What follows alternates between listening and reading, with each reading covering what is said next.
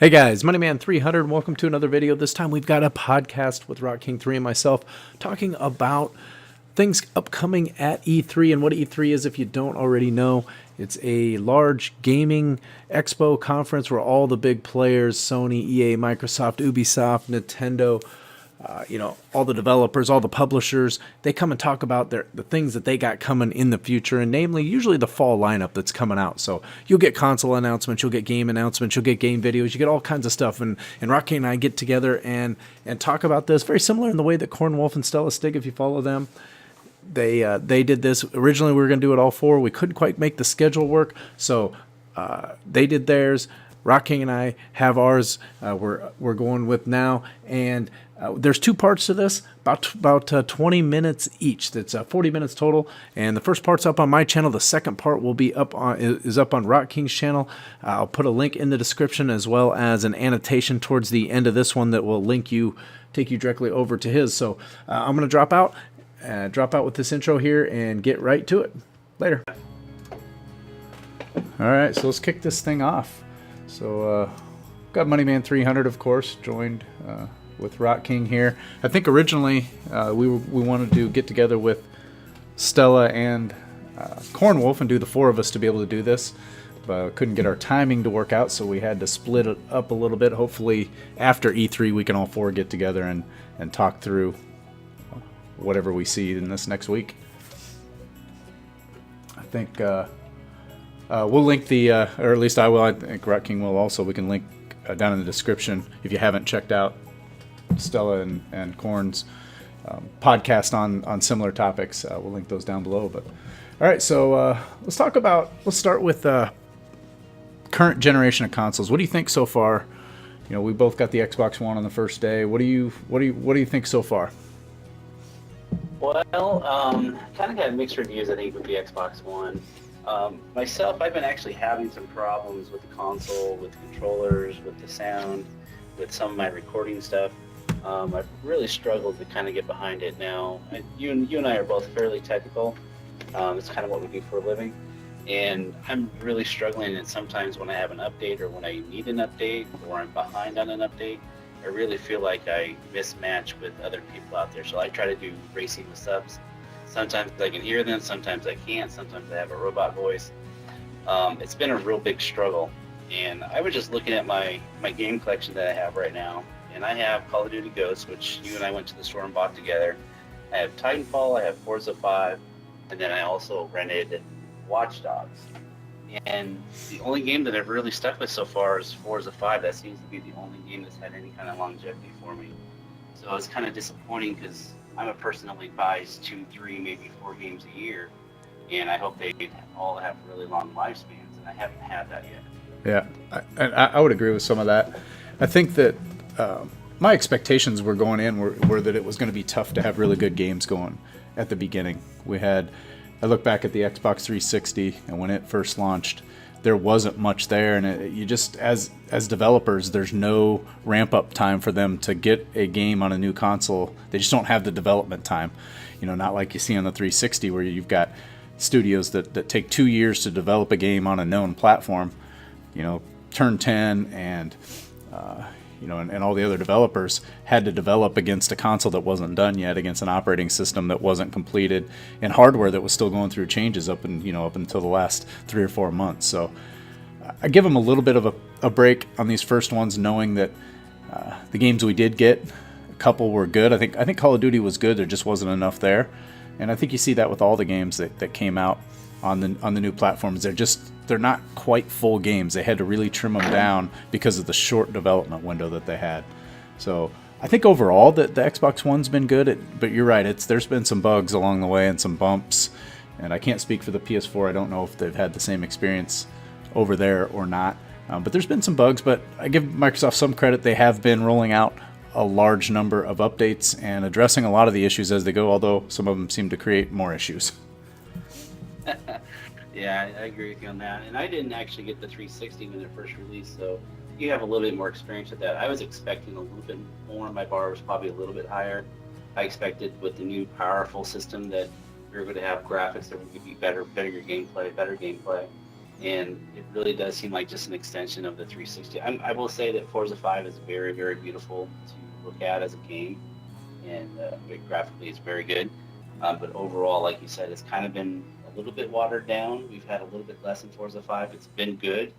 Call of Duty Ghosts was a little bit less, and Titanfall was a good hype and a nice change, but it hasn't really grasped me like the other ones. Yep, just not enough in those first-person shooter games to keep my attention either. I think as we move on, it takes, at least with the 360, it really took almost a solid 2 years before game developers really caught up with being able to use the full power of that. You did start to see some AAA titles the first year out with Call of Duty 4, I believe, was 1 year after. So that kind of brings us to E3, which is the big gaming expo every year where most major games make their big announcements. All the big studios, Microsoft, Sony, all of those, they're going to have their big press conferences tomorrow. What are some things what do you want to see out of let's start with Microsoft, obviously, because that's where we do most of our gaming at, is on the Xbox One. What would you like to see from a Microsoft for announcements tomorrow? Well, there's one particular game that I'm really excited about, and I want to talk about that in a second.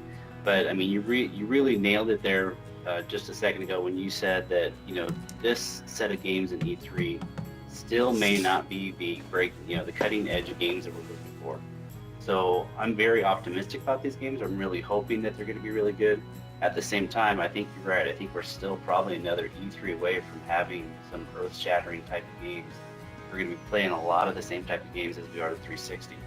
Now, saying that, my first game is still always kind of close to my heart is Gears of War. That was the first game that I bought with the Xbox 360, and it was the thing that really lifted me playing console games, getting away from the PC and playing console. So I'm really looking forward to the Gears of War 4. I think they're calling it Black Tusk, and I haven't heard. I thought I read that it's going to be a Microsoft exclusive. But I really don't know if that's going to go cheap. But again, I love the story. I love the first campaign, I guess is what you would call it. I really enjoy that part of it. And then this last time, I think you and I played through as partners, and then I played with Gabriel as well. I went through the whole game. So I think I went through the game 3 times, once by myself and then 2 more times with you guys. So I'm just looking for that story to continue. They've done a really good job adding to the story each time. So I'm hoping it's going to be, I'm expecting the gameplay to be very, very similar and the creatures to be similar with a few additions as they do. But I have a feeling this is going to be, again, like playing on the Xbox 360 without taking the advantage of the Xbox One yet. But I'm hoping I'm wrong in that aspect. Yeah, and it's hard to tell. I don't know that they've announced that they're going to release that this year or next year either. I'd be surprised if it wasn't this year, but when the 360 first released, and speaking of Gears of War, I think it was they announced it at E3 and it didn't come out for, I believe, 3 years after. So I guess we'll see. But turned out that game was worth the wait. That was a fantastic game.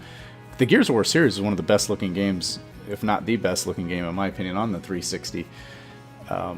It'll be really interesting to see what they can do in the next generation. So yeah, that, and there's been a lot of rumors that Microsoft's going to make some big announcements, and those kind of rumors always fly around this time of year. So things like they've been hearing rumors about backwards compatibility and things like that, which would be nice in my opinion, but I would love to have backwards compatibility because I'd like to go back without having to go to my Xbox 360 and play Black Ops 2. I was just saying Black Ops 2. Yeah, or even the original Black Ops. But it's not that big a deal to me. It's not. I wouldn't consider that to be any kind of earth-shattering news. So it'll be real interesting. I'm looking to, I don't know what it is Microsoft could announce out there that would, change the game at this point. I think that there's a new SDK I heard that was coming out that's going to make it more friendly for developers to have higher resolutions. But other than that, as far as just straight console announcements, I think really the focus is going to be like last year's focus was all about the consoles. Right? The new consoles were coming out and less about the games. I think this year's E3 is really going to be focused on the games themselves. And you mentioned Gears of War as one of those. I'm looking forward to see what they announce in the Halo area. That was, Gears of War for you. That was Halo 1 for me in the original Xbox. That's what that's what really pulled me into long gaming sessions and day after day of playing. That was the original Halo. So I've played and finished every single player from there, and played multiplayer and to some degree in every Halo along the way. So I'll be real interested to see. Halo 5 has obviously already been announced, but it's not going to be till the fall of 15, and they've got some some throwback stuff. Sounds like potentially Halo 2 coming back to the Xbox One, Halo 2 HD, I heard it referred to as. So that's something for me that could be real interesting, is what's going on with Halo. Is it going to be just Halo 2, or do you think it's going to be the whole collection, Halo 1 through Halo 4? So I don't know. The storyline to set up for 5. Yeah, it could be. I mean, the storyline of Halo 2 and Halo 3 for me weren't that good, so I'm not. Halo 4 I really liked, and to me, Halo Reach, which was a non-Master Chief driven Halo game, was probably the best of all of them since the first one, in my opinion. But yeah, so I'm looking forward to Halo. I know something that a couple of games that both of us are going to be interested in, and that's in that racing line, obviously of great interest to both of us, and that's Forza Horizon 2 and Project Cars. I know the crew is kind of hanging out there. I'm not as excited about that one, just based on what I've seen from it so far, but maybe there's going to be more to it, and maybe I'll change my mind on that one. And of the two, Horizon 2 and Project Cars is really the one that has me the most excited. That looks like it has, to me, very high potential in that game. Horizon 2, I didn't play the first Horizon, but it seems to be a little bit more on the arcade side. And I like the circuit racing. I like the tuning aspects of it. I love the physics of Forza 5. And one good thing is I heard that Horizon 2 is going to be on the Forza 5 physics engine. So maybe that'll do it, although they can certainly tweak it and still make it more arcade-like. But I'm sure I'm going to check it out anyway, but Project Cars is really the one that has me excited. What are you thinking there? Well, you talk about two racing games that probably couldn't be any more different from each other.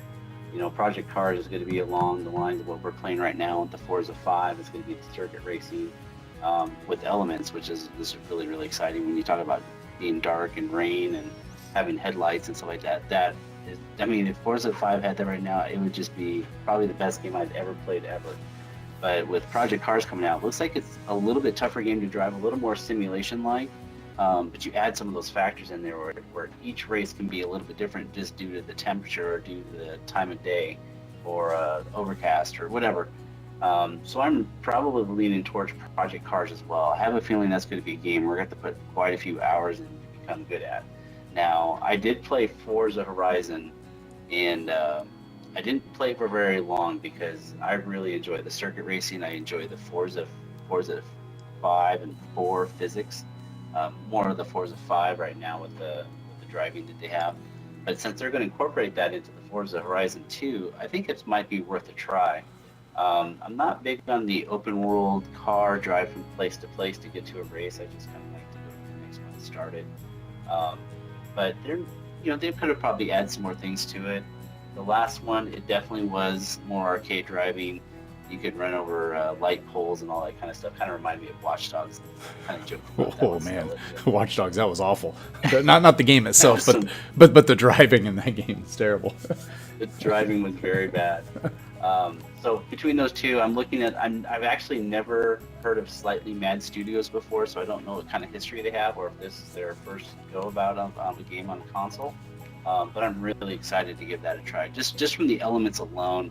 And from the circuits, that it just looks like they have a lot of tracks and stuff and a lot of different types of cars. So yeah, and hopefully, like hopefully we get to see something from that at E3. I mean, hopefully there's some announcements around that or some more video. I'd like to see the videos I've seen are cool. I'd like to see a little bit more in-game video on the console. I think a lot of it's come from the PC.